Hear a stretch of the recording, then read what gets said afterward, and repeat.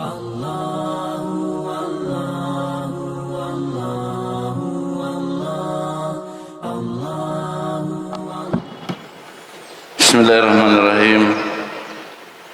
Assalamualaikum warahmatullahi wabarakatuh.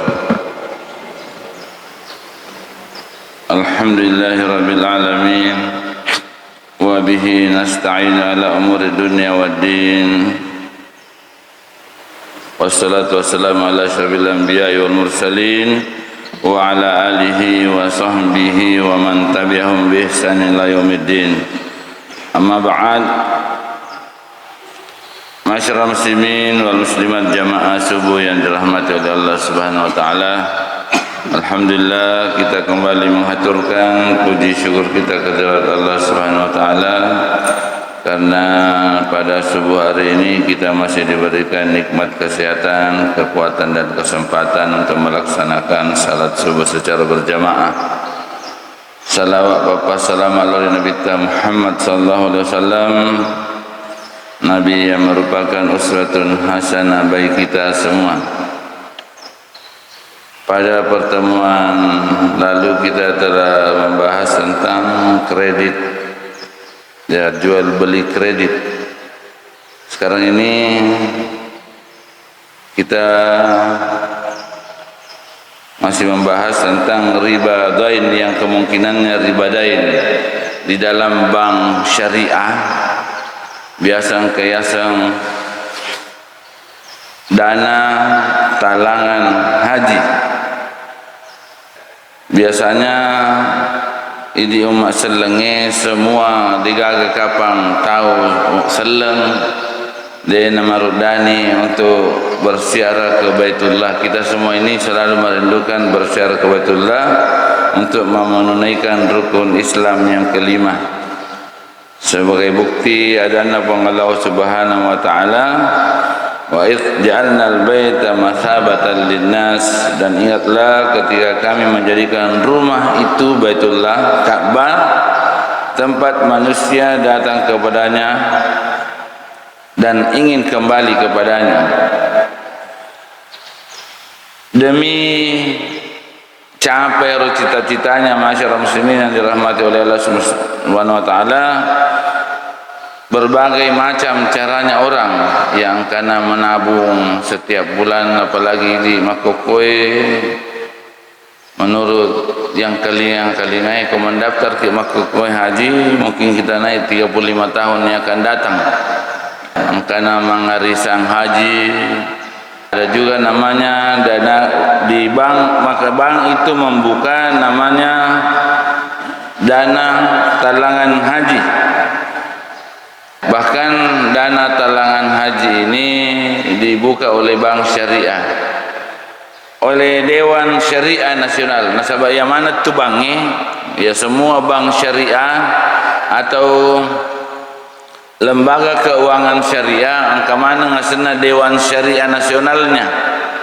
Kalau tidak salah ketua presiden, wakil presiden Kiai Haji Ma'ruf Amin itu pernah menjadi ketua Dewan Syariah Nasional Bank Syariah Indonesia. Wallahu alam saat ini apakah beliau masih termasuk anggota ketua Dewan Syariah. Yang jelas untuk pembiayaan ini ada Dewan Syariah, semua lembaga keuangan syariah ke mana Dewan Syariahnya. Bahkan lembaga zakat itu ke mana Dewan Syariahnya, Dewan Syariah. Pada Lasisnu Basnas angka mana Dewan Syariah. Siapa tahu dalam pengelolaan zakat ada yang tidak sesuai dengan syariah. Kalau bank, ya, bank syariah ada namanya Dewan Syariah Nasional. Terkait dengan dana talangan haji, Dewan Syariah Nasional menganggap ini sah karena ada fatwanya Dewan Syariah Nasional nomor 29 DSN garis datar MUI garis miring 6 2002 tentang pembiayaan pengurusan haji lembaga keuangan syariah. Tapi masyarakat muslimin yang dirahmati oleh Allah Subhanahu wa taala, menurut survei beberapa lembaga juga mengatakan bahwa masih terdapat praktik keraguan dalam kehalalan produk tersebut. Ya, kepastian akan kehalalan atau tidaknya produk ini sangat berhubungan dengan mabrurnya haji. Ya, bahayana masyarakat muslimin yang dirahmati oleh Allah Subhanahu wa taala, narekode nasah. Artinya kan memang Dewan Syariah memang sudah mengeluarkan fatwa, tapi masih ada ulama-ulama yang meragukan fatwanya Dewan Syariah. Karena katanya Dewan Syariah yang menjadi patokan utama kita dalam menetapkan hukum itu adalah Al-Quran dan As-Sunnah. Nah, ya ruyasangi haji yang kita buru adalah haji mabrur. Haji mabrur laisa lahu jazaa'un illa jannah. Haji mabrur itu tidak ada balasannya kecuali surga. Nah, persoalannya kalau dana yang kita pakai untuk melaksanakan haji itu tidak halal, maka ada sabda Rasulullah sallallahu alaihi wasallam. Ya, angka ada Nabi sallallahu alaihi wasallam terkait haji ini diriwayatkan oleh Imam At-Tabrani. Rasulullah bersabda, "Idza harajar rajulu hajjan binafaqatin thayyibatin." Kalau ada orang sudah keluar dari rumahnya atau dia sudah berangkat haji dengan biaya yang baik, biaya yang halal. Wa wada'a rijalahu bil gharzi. Kemudian beliau orang yang mau berangkat ini naik kendaraan. Wa wada'a rijalahu, sudah menaiki kendaraan, fanada labbaik Allahumma labbaik. Maka dia akan berdoa kepada Rabbnya, kepada Allah. Ya kumen ni kendaraannya dalam hadis ini gambaranna Nabi ta makada kong kata mau haji kemudian dengan nafkah yang baik, dengan biaya yang halal. Ketika naik kendaraan dia mengucapkan labbaik Allahumma labbaik dan seterusnya doa-doa haji itu. Nadahu munadin minas sama, maka dia dibalas, doanya itu dibalas oleh yang dari langit. Apa balasannya? Labbaika wa sa'daika. Itu dibalasannya. Kamu telah hadir dan kamu telah bahagia. Wa ada raduka zaduka halalun. Bokommu bokong halal. Ya, bekalmu adalah bekal yang halal. Wa rahilatuka halal wa hajjuka mabrur, dan hajimu mabrur ghaira ma'zur, tidak tertolak. Itu kalau orang yang nafkahnya baik. Wa idza haraja bin nafaqatin habisatin, kalau dia berangkat haji dengan biaya yang tidak baik, fa wada rijlahu, maka dia meletakkan, dia berangkat naik di kendaraannya, fana labbaika, sama doa-doanya tadi, sama pada pak dongenna orang yang baik nafkahnya dengan yang tidak baik nafkahnya. Labbaik Allahumma labbaik. Maka yang berbeda masyarakat muslimin yang dirahmati oleh Allah Subhanahu wa taala, balasannya orang yang berdoa dengan nafkah yang baik dengan nafkah yang tidak baik. Balasannya orang yang nafkahnya tidak baik atau biaya tidak baik, la labbaika wa la sa'daika, tidak ada kehadiranmu, seakan-akan tidak dianggap kehadiranmu dan tidak ada kebahagiaan bagimu. Zaduka haramun, bekalmu bekal yang haram. Wa nafaqatuka haramun, dan biayamu biaya yang haram. Wa hajjuka ghairu mabrur, dan hajimu haji yang tidak mabrur, haji yang ditolak. Ini masyarakat muslimin yang dirahmati oleh Allah Subhanahu wa taala, perbedaan kalau seandainya biaya kita yang menentukan mabrur tidaknya haji ternyata ada termasuk pada biaya pemberangkatan haji kita. Sehingga Ya, walaupun Dewan Syariah Nasional itu mengatakan bahwa boleh, tapi ada beberapa pertimbangan untuk Dewan Syariah untuk dana talangan haji ini. Bentuk akad dana talangan haji, bagaimana bentuknya dana talangan haji? Piko karya talangan haji.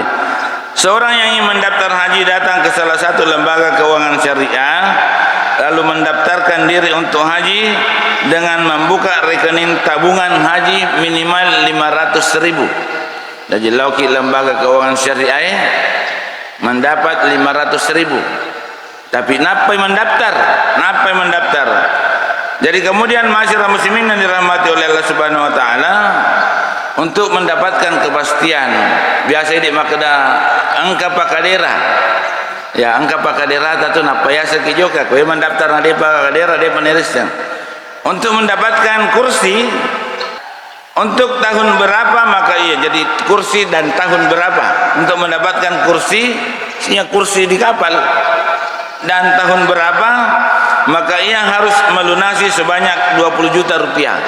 Jadi pertama duit 500.000, tapi belum mendapat kursi atau belum tahu ke tahun berapa. Tapi untuk mendapatkan kursi, maka dia harus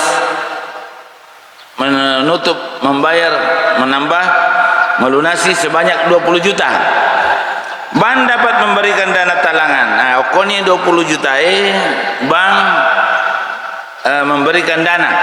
Yang 20 juta ini bank memberikan dana talangan haji namanya dengan berbagai macam tingkatan pilihan.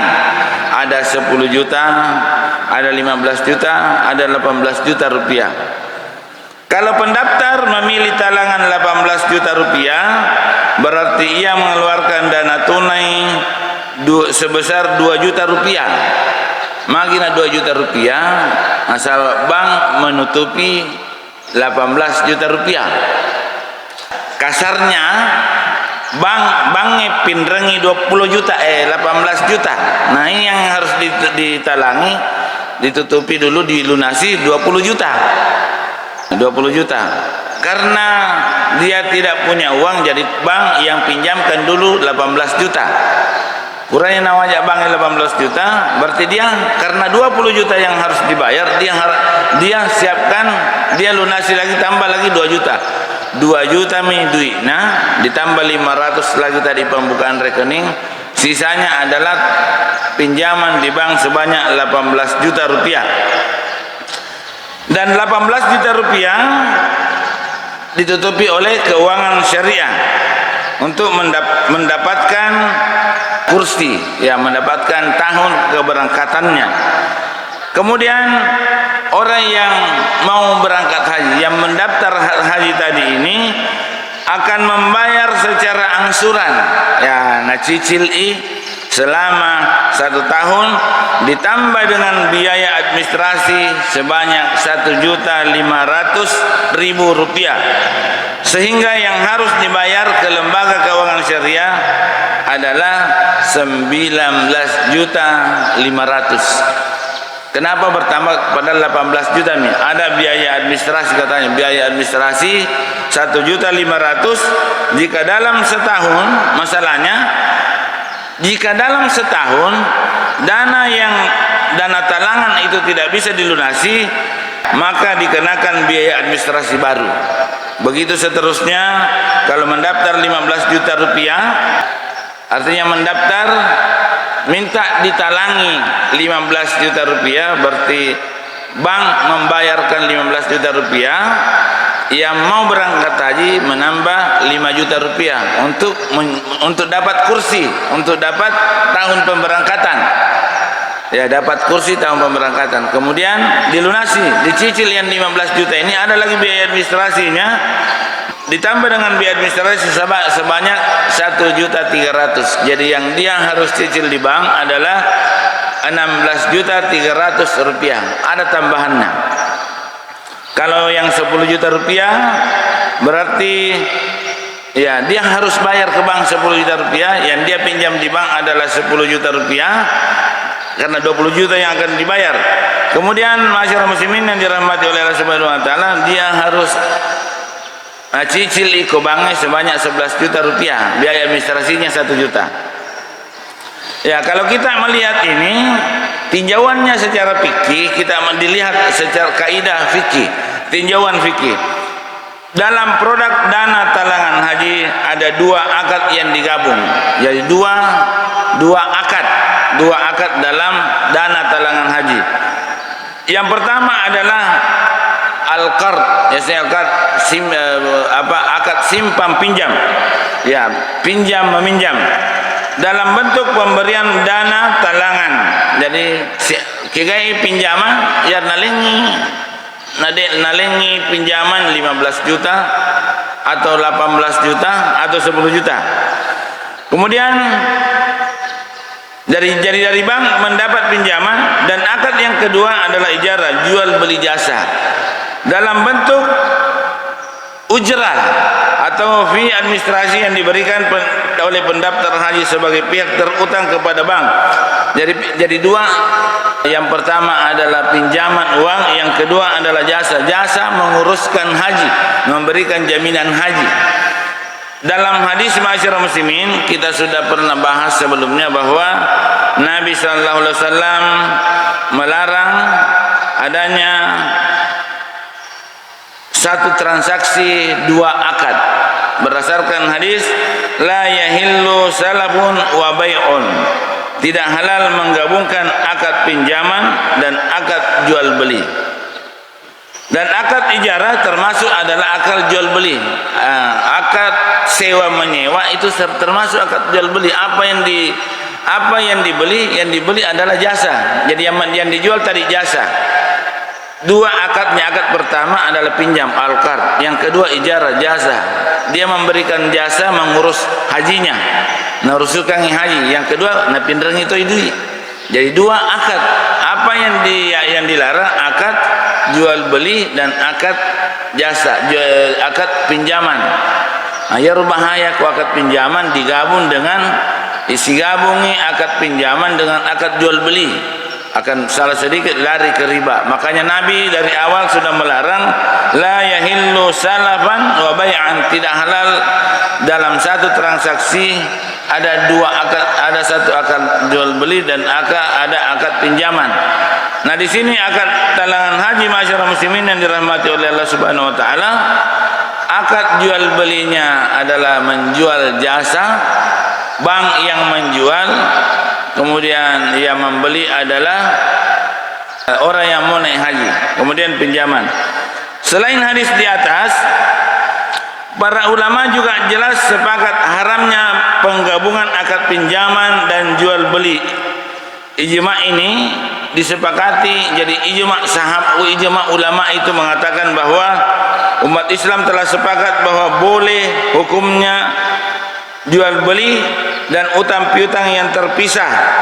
Ya, boleh jual beli dan utang piutang yang terpisah. Kedua akad tersebut, akan tetapi haram hukumnya keduanya bergabung dalam satu akad, karena ini merupakan celah untuk terjadinya riba.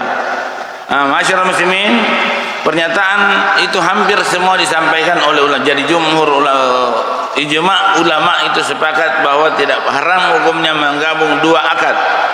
Namun bila pintu pengambilan keuntungan ini dapat ditutup rapat, maka akad ini dapat dibolehkan sebagaimana dipatwakan oleh berbagai lembaga fikih internasional. Ternyata lembaga fikih internasional juga ada yang menghalalkan. Dan sebagaimana yang dinyatakan dalam fatwa Dewan Syariah Nasional yang membolehkan mengambil biaya administrasi yang nyata-nyatanya diperlukan dalam jumlah tetap dan bukan berdasarkan besarnya pinjaman. Jadi Dewan Syariah Nasional masyarakat muslimin yang dirahmati oleh Allah Subhanahu wa taala, nah tetapkan jadi yang diambil ini adalah biaya administrasi. Nah, sebab dasarnya adalah dalam pengurusan jasa haji ini yurusukan nasang, bagaimana dia bisa berangkat haji, ada biaya-biayanya, dan biaya ini tidak berdasarkan besarnya uang, bahwa pokoknya kalau 18 juta sekian persen. Sudah dijelaskan bahwa kalau 18 juta ada biaya administrasinya 1,500. Kalau 15 juta ada biaya administrasinya 1.300.000. Kalau 10 juta ada biaya administrasinya 1 juta. Yang menjadi masalahnya adalah kalau tidak lunas dalam 1 tahun berubah si biaya administrasi. Tapi walaupun dalam hal ini Dewan Syariah Nasional bertahatui, maka kalau tidak lunas dalam 1 tahun berarti masih ada urusan sih, berarti masih butuh lagi biaya administrasi. Oleh karena itu, masyarakat muslimin yang dirahmati oleh Allah Subhanahu wa taala, ahli fikih kemudian ulama, ada beberapa ulama yang menyarankan himbauan kepada Dewan Syariah untuk lembaga keuangan syariah agar menerapkan fatwa Dewan Syariah dan tidak keluar dari fatwa itu, yaitu menarik biaya administrasi yang nyata-nyata diperlukan dengan besarnya biaya tetap. Artinya karena Dewan Syariah Nasional ini memberikan ruang untuk adanya biaya administrasi. Jadi yang menjadi masalah biaya administrasi ini, adanya tambahan tadi itu.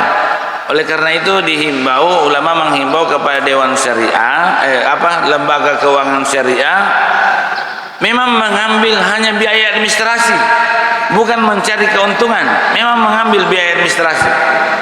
Melo kira-kira tahu kalau hanya biaya administrasi, bukan untung. Hanya mengambil biaya administrasi. Itu himbauan kepada, bukan menambah-nambah, memperbanyak itu. Jika ini dilanggar akan menyebabkan jatuh kepada riba. Kotanian ini biaya administrasi tambahan masyarakat muslimin bisa jatuh kepada riba. Kemudian himbauan kepada Dewan Syariah Nasional, selain mengeluarkan fatwa, diharapkan dapat memberikan sanksi bagi lembaga-lembaga yang menerapkan produk tidak sesuai dengan yang difatwakan melalui Dewan Syariah. Artinya masyarakat muslimin yang dirahmati oleh Allah Subhanahu wa taala, kepada Dewan Syariah Nasional sebagai lembaga yang mengeluarkan fatwa bolehnya dana talangan haji, semestinya harus mengawasi lembaga keuangan syariah. Apanya yang diawasi? Nawasiwi nareko angka lembaga keuangan syariah mengambil biaya melebihi biaya administrasi, maka itu harus disanksi. Kepada kita untuk masyarakat umum yang mendaftar haji, jangan sampai terjebak dalam produk ini karena mengandung syubhat riba yang berakibat terhadap hajinya menjadi tidak mabrur karena berangkat menggunakan harta yang diperoleh dengan cara riba. Jadi ini masyarakat muslimin yang dirahmati oleh Allah Subhanahu wa taala, tujuan kita untuk berangkat haji itu adalah untuk haji mabrur. Kecuali kalau kita berangkat haji supaya angka tambahan H di depan namanya, ya kan di Indonesia tuh tambahan gelar H. Ya di luar negeri digagat tuh ke Mekah haji ini aku tahu Indonesia. Kalau orang melaksanakan haji adalah haji mabrur. Orang yang haji mabrur mau masuk surga. Kalau ini dana belum jelas, masyarakat muslimin, kita tidak mengalahkan lembaga keuangan syariah, kita tidak mengalahkan Dewan Syariah Nasional. Ya, yang salah adalah ketika tidak sesuai dengan fatwa yang dikeluarkan, umpamanya melebihi biaya-biaya administrasi yang dibutuhkan. Oleh karena itu kepada ini bisa saja ada ribanya, masih meragukan adanya hukum-hukum yang muncul di dalamnya, bisa saja riba, sehingga disebutkan adalah syubhat riba. Nah melok kiruntui haji mabrur. Nah ya renang di hadis yang kita baca, kalau harta kita itu tidak halal, maka jawaban Allah Subhanahu wa taala terhadap ucapan kita, maka labbaik Allahumma labbaik, taniya maka labbaik wa sa'daika, maka la labbaika wa la sa'daika, tidak ada kehadiran, tidak dianggap kehadiran, padahal maka ini hadir nih, nah maka tidak dianggap kehadiranmu. Ya labbaika artinya saya telah hadir. Ya kau pesantrennya biasanya itu kalau yapseng ya nanai tepu ya senal, maka labbaik apa artinya ya labbaik? hadir. Jadi maka kita labbaika, hadir ya Allah. Mana maka datang hadir, maka daki hadir nasabah yang namanya haji itu adalah panggilan Allah Subhanahu wa taala. Ya, karena panggilan Allah, mari kita senantiasa menjaga diri tidak terjatuh kepada hal-hal yang riba. Kemudian masyarakat muslimin yang dirahmati oleh Allah Subhanahu wa taala, ada juga namanya arisan haji. Untuk lebih jelasnya dari awal kita bahas dulu tentang arisan. Ya, arisan di masyarakat kita itu populer, terkenal. Bahkan siapa-siapa kapat tahu nama ngarisan. Apalagi ibu-ibu, bahkan di pengajian-pengajian itu banyak untuk bagaimana caranya supaya pengajian hidup mengarisan itu mengarisan. Bagaimana hukumnya arisan? Arisan adalah sekelompok orang sepakat untuk mengeluarkan sejumlah uang dengan nominal yang sama pada setiap pertemuan berkala. Kemudian salah seorang dari mereka berhak menerima uang yang terkumpul berdasarkan undian, dan semua anggotanya nanti akan mendapatkan giliran untuk menerima nominal yang sama. Itu orang sepakat. Ya, arisan. Kemudian arisan itu merupakan salah satu cara yang digunakan masyarakat umum untuk mengumpulkan uang demi memenuhi kebutuhan, jadi mengumpulkan uang untuk memenuhi kebutuhan. Ada perbedaan ulama. Angka ulama yang mengharamkan arisan. Ini ulama yang mengharamkan arisan seperti ulama Arab Saudi Syekh Dr. Syekh Ali Audi Fauzan, Salih Fauzan, itu mengharamkan dengan pertimbangan bahwa dalam akad arisan itu adalah, arisan itu sebenarnya utang piutang. Ya, sebenarnya arisan utang piutang, simpan meminjam. Nah, dalam simpan pinjam tidak boleh ada keuntungan, tidak boleh ada manfaat yang kita peroleh. Nah, yang ada manfaatnya itu kan dalam hadis ko ipin rengi na pinrengi ko tahu duit ya. Kemudian mau pinrengi tahu duit, lata pamelo ko na gandeng, aja mau gandeng, aja mau melo gandeng. Nah, sahabat, itu manfaat dari pinjaman. Ya, dalam kehidupan kita ini masyarakat muslimin yang dirahmati oleh Allah Subhanahu wa taala, riba memang biasa. Ya, ustaz lagi kadang tidak tahu dalam kehidupan sehari-hari kita mungkin. Umpamanya Pak Balu. Iya Pak Balu eko pasae Mak Balu. Sementara Mak Balu angkat mangeli. Harganya itu adalah 25.000. Tapi ternyata duit na pangeli duit na pangeli 100.000. Ada pagaga duit na belum ada, tidak ada uang kecilnya ini Pak Balu mula balu. Kemudian masyarakat muslimin yang dirahmati oleh Allah Subhanahu wa taala, dia pergi ke penjual di sampingnya, tukar uang, kemudian maka dia duitku, maka dah 70 misebu, maka dah ya tukar jolot nala ni 70 sebu, nalu 70 sebu masyarakat muslimin, kemudian nasasungan direnangi, itu sudah riba. Makin riba karena ini tukar menukar. Yang namanya tukar menukar uang ya, uang emas itu ada 6 harta riba. Tukar menukar itu semuanya adalah harus tunai. Nah, yang nangge dena tunai 70.000 100.000 dengan 30.000 berarti tidak tunai. Nah, yang namanya tukar itu kalau alat tukar uang ditukar harus tunai. 100.000 dengan 100.000 ya, walaupun mungkin uangnya 50.000 atau 25 ya, itu tunai. Bagaimana caranya supaya halal? Ya, jangan bilang tukar, bilang pinrengi nak duitmu 25 atau 30.000, saya simpan uang 100.000 sebagai jaminan. Beda. Jadi orang nangis tukar menukar dalam agama yang namanya alat tukar itu harus tunai, uang dengan uang, ya emas dengan emas, kan begitu bunyi hadisnya, emas dengan emas tunai, makanya emas itu tidak boleh diperjualbelikan. Jadi caranya supaya ini halal masyarakat muslimin yang dirahmati oleh Allah Subhanahu wa taala, bukan tukar tapi pinjam uangnya tetangga toko 25.000, kemudian simpan jaminan 100.000. Sepertinya sama tapi akadnya yang berbeda. Satu akad simpan pinjam, satu akad tukar menukar. Nah, ini dalam agama kita masyarakat muslimin yang dirahmati oleh Allah Subhanahu wa taala sangat memprihatinkan. Perlu memang kita mendalami yang namanya riba, karena tidak sengaja kita turun dalam riba.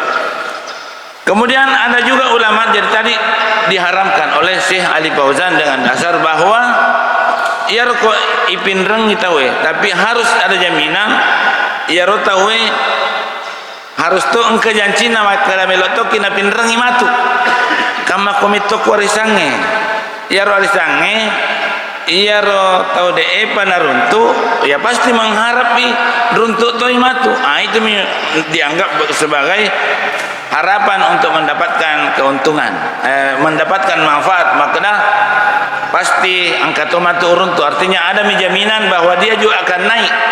Tapi ini masyarakat muslimin yang dirahmati oleh Allah Subhanahu wa taala ditanggapi oleh beberapa ulama, termasuk ulama Arab Saudi sendiri, termasuk ulama-ulama di Indonesia, dan termasuk lembaga atau ormas-ormas yang ada di Indonesia. Arisan tidak termasuk dalam bentuk akad memberikan pinjaman dengan syarat peminjam nantinya memberikan pinjaman juga kepada pemberi pinjaman pertama, karena hakikatnya hanyalah satu akad pinjaman. Akad pinjaman yaitu yang menerima uang terkumpul, menerima pinjaman, dan nantinya dibayar dengan cara cicilan. Jadi dianggap bahwa arisan itu dibolehkan, karena bahkan ada ulama yang menganggapnya sunnah. Mangina makada sunnah, arisan itu sunnah, seperti ulama Syekh Ibnu Utsaimin menganggapnya sunnah karena merupakan salah satu cara untuk mendapatkan modal, mengumpulkan uang yang terbebas dari riba. Jadi kita berusaha menghindari cara pinjam meminjam mendapatkan modal dengan cara riba, maka cari cara lain. Salah satunya adalah dengan cara arisan. Banyak bentuk arisan ini masyarakat muslimin yang dirahmati oleh Allah Subhanahu wa taala, termasuk di dalamnya ada arisan emas, arisan haji, arisan barang, ya, dan lain-lain sebagainya. Insyaallah mudah-mudahan pada pertemuan yang akan datang kita masih diberikan nikmat kesehatan aliki hadis ngepong Allah taala, hakimata mampu melanjutkan pengajian kita. Nasrul minallah wa tuqrib wa basyiril mu'minin. Wassalamualaikum warahmatullahi wabarakatuh.